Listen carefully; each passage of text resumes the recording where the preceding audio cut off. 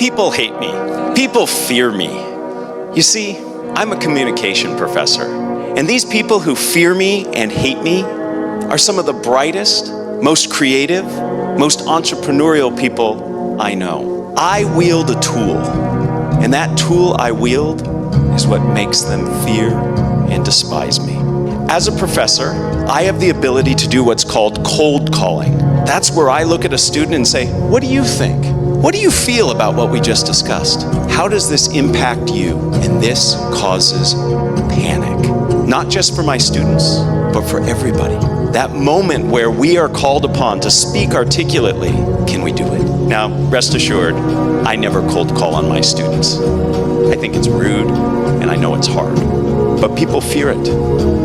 This same approach is true in communication. Most of us, when we are in situations where we need to communicate, we see them as threatening. We see them as opportunities for failure. And I'd like to suggest that we need to change that. We need to approach communication in an open way.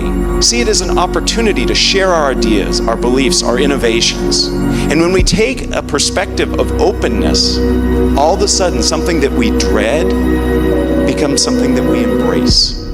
So the first step to effective communication is to approach it in an open way. If I ask myself, what does my audience need? It puts me in service of my audience. It's about their needs. And in order to understand those needs, I have to do some reconnaissance. I have to ask myself who they are.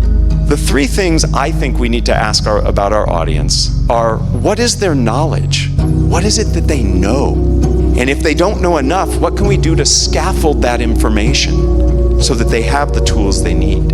In addition to knowledge, we need to be thinking about their expectations.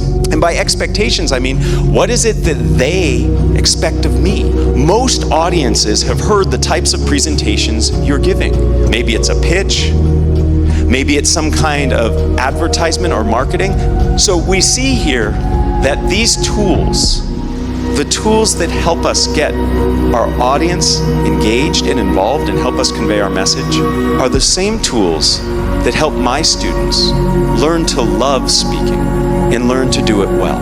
It's about the approach you take, the audience, the context, and the structure. So if you get the message right and you communicate it effectively, you can make a big difference.